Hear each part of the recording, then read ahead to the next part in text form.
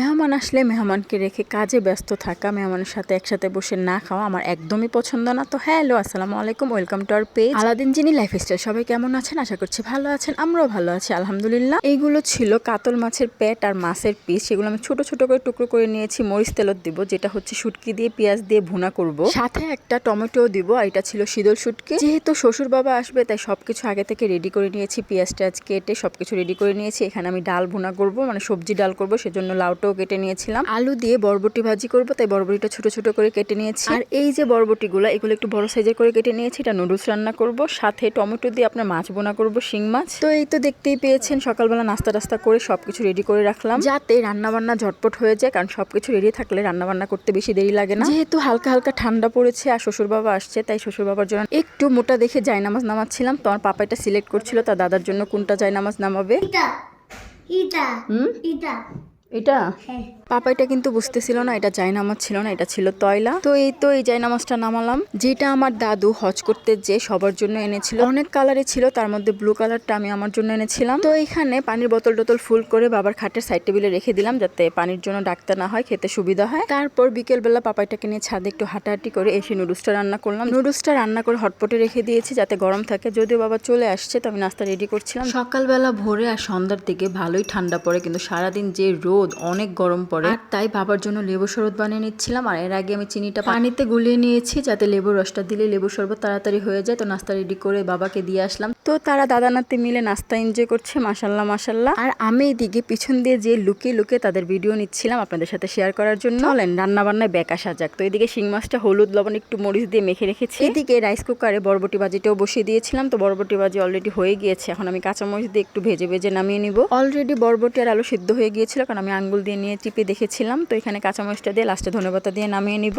বাবা আর পাপাইটা মিলে একটু নিচে গিয়েছে হাঁটার জন্য, আর আমি এদিকে ট্রেটা নিয়ে আসলাম নাস্তা। তো এখান থেকে আমি একটু একটু করে সব খাচ্ছিলাম। আর এই যে দেখতে পাচ্ছেন নুডলসটা রয়ে গিয়েছে, এটা ছিল আমার পাপাই, সে খায়নি, 1 চামচ কি 2 চামচ খেয়েছে মেবি। আমি আগের ভিডিওতে অনেকবারই বলেছি, আমার শ্বশুর বাড়িতে চটপটি বলেন, নুডলস বলেন, পাস্তা বলেন, ওরা শশা খায়, তাই শশা কুচি করে নিতে হয়েছে। তো পাপাই নুডলসটা আমি ফিনিশ করলাম, আর এদিকে শিং মাছটা ভেজে নিচ্ছি, আর হালকা ভেজে নিচ্ছি, কারণ বাবা এত ভাজা পছন্দ করে না। বাবা প্লাস যেটা যাই বলেন না কেন, তারা সবাই ভাজা মাছ হইলে, মানে করকরা ভাজা হলে সেটা খালি খাবে, বাট তরকারিতে দিয়ে ওইটা খাবে না, হালকা ভাজতে হবে তরকারিতে দিলে। শ্বশুর বাড়িতে কে কি খায়, কে কি পছন্দ করে, কে কোন চা খায়, কে রং চা খায়, কার ডায়াবেটিস, আমার পুরো মুখস্থ আলহামদুলিল্লাহ। আর তাই তো আমার শ্বশুর বাবা আমার প্রশংসা করতে যে বলে, বউয়ের সব দিকে খেয়াল, নিজের ঢোল নিজেই পিটাচ্ছি, কেন পিটাবো না বলেন? অন্যকে পিটাইতে দিলে তো সে ভেঙে ছিঁড়ে ফেলবে, তাই না? তো দেখতেই পেয়েছেন পেঁয়াজটা ভালো করে ভেজে, আদা রসুন দিয়ে আবারও ভেজে, হলুদ মরিচ ধনের গুঁড়ো জিরার গুঁড়ো দিয়ে একটু পানি দিয়ে ঢেকে মশলাটা কষিয়ে নিয়েছি। যখনই তেলটা ফুটে উঠেছে, হালকা ভাজা শিং মাছটা দিয়ে একটু নেড়ে চেড়ে ঢেকে দিব। মাছটা যখন কষিয়ে যাবে, আবারও একটু পানি দিয়ে ঢেকে রান্না করব। আবারও যখন তেলটা ফুটে উঠবে, ধনেপাতা কাঁচামরিচ দিয়ে নামিয়ে নিব। সবজির ডাল রান্না করব, যদিও 2 টাইপেরই সবজি দিব। তো ডালটা আগে থেকে ভিজিয়ে নিয়েছিলাম, ভালো করে ধুয়ে নিয়েছি। তারপর লাউটা দিয়ে দিয়েছি, হলুদ মরিচ ধনের গুঁড়ো জিরার গুঁড়ো কাঁচামরিচ, তারপর হচ্ছে পেঁয়াজ দিয়ে ভালো করে মেখে নিচ্ছি। এখানে আমি তেল দিব না, কারণ লাস্টে আমি পেঁয়াজ আর রসুন দিয়ে বাগার দিব। আর হ্যাঁ, আলুটা আমি দিতাম না, কুচি করে আলুটা আমি বরবটির জন্য নিয়েছিলাম। মনে হচ্ছিল বরবটি ভাজির জন্য আলু কম হয়ে গিয়েছে, কিন্তু ভুলে ওই আলুটা দেওয়া হয়নি। তো ওই একটা আলুর কুচি কি করব, ফেলে দিব, আর তাই আমি ডালের মধ্যে দিয়ে দিয়েছি। তো দেখতে পাচ্ছেন ঢাকনাটা খুলে শিং মাছটা উল্টিয়ে পাল্টিয়ে দিচ্ছিলাম, কারণ প্রথমে তো এক পাশ দিয়েছি, এক পাশ তো সুন্দর করে হয়েছে, আরেক পাশও তো হতে হবে। আর আমি এটাকে বেশি শুকাবো না, বেশি ভুনা ভুনা করবো না, একটু মাখো মাখো রাখবো। রান্না করতে গেলে, বিশেষ করে ভিডিও করতে গেলে এত ধোয়া যে কি বলবো, বারবার ফু দিয়ে আপনাদের সাথে শেয়ার করার জন্য ক্লিয়ার ক্লিপ নিতে হয়। তো এই তো ধনেপাতা দিয়ে নামিয়ে নিব।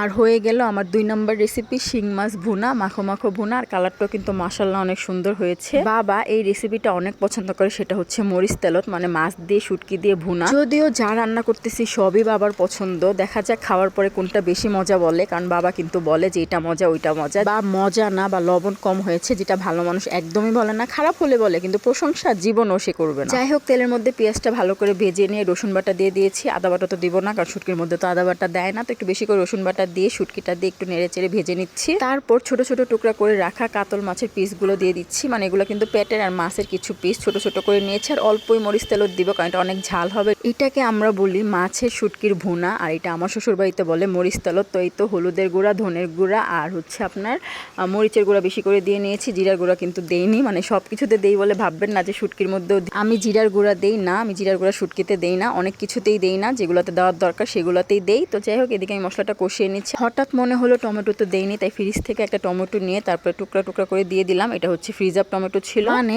আগের বছরে সংগ্রহণ করা টমেটো, মানে কম দামে পেয়ে যেটা ফ্রিজে রেখেছিলাম এইগুলোই কিছু বেঁচে ছিল। আজকে ফ্রোজেন টমেটো শেষ হয়ে যাবে, তো আমি তরতাজাও টমেটো এনেছিলাম, কারণ যেখানে ফ্রোজেন টমেটো দিলে ভালো লাগবে সেখানেই দিয়েছি, কারণ শুধু মরিচ তেলতে ফ্রোজেন টমেটো দিয়েছি আর শিং মাছটাতে তাজা টমেটো দিয়েছি। কারণ যদি আমি ফ্রোজেন দিয়ে শিং মাছটা ভুনা করতাম, দেখা যেত যে শিং মাছের মজাটাই উঠে যেত। তো অলরেডি আমার মরিচ তেল রেসিপিও ডান, কাঁচামরিচ দিয়ে নামিয়ে নিয়েছি, ওইটা তার ধনেপাতা দেইনি। এদিকে ডালটা হয়ে গিয়েছে, ডালটাতে ধনেপাতা দিয়েছি, আর এদিকে রসুন আর পেঁয়াজ আর শুকনো মরিচ দিয়ে বাগার দিব। হ্যাঁ, আমি এই বাগার একটু আস্ত জিরেও দিয়ে নিয়েছি যাতে সুন্দর একটা ফ্লেভার আসে। বাবা একটু আগে পাপাইটাকে রেখে এশারের নামাজ পড়তে গিয়েছে মসজিদে। আর এইদিকে অলরেডি আমার সব রান্না বান্না শেষ, যদিও 4 আইটেমে করেছি আর সবকিছু তো সকালে রেডি করে নিয়েছি, তাই রান্না বান্না করতে এত দেরি হয়নি। তো এটা ছিল মরিচ তেলত শিং মাছ বোনা টমেটো দিয়ে, তারপর ছিল সবজির ডাল, সাথে ছিল বরবটি ভাজি। তো সবকিছু বাটিতে বেড়ে নিয়েছি। এখন বাজে রাত 9টা। তো বাবাকে যে বলছিলাম খাবে কিনা, বাবা আবার পাপাইটার সাথে ফুটবল খেলছিল, তো বাবা বলছিল আয়াতকে আগে খাইয়ে নিতে। তো বাবা ওইদিকে ফোন টিপছে, আমি আয়াতকে খাওয়াচ্ছিলাম। পাপাইটাকে খাইয়ে আমি, ভালো মানুষ আর বাবা একসাথে মিলে বসে খেয়েছিলাম। আর হ্যাঁ, বাবা কিন্তু মরিচ তেলত আর বরবটি ভাজিটার বেশি প্রশংসা করেছিল। আলহামদুলিল্লাহ। আল্লাহ হাফেজ, আসসালামু আলাইকুম।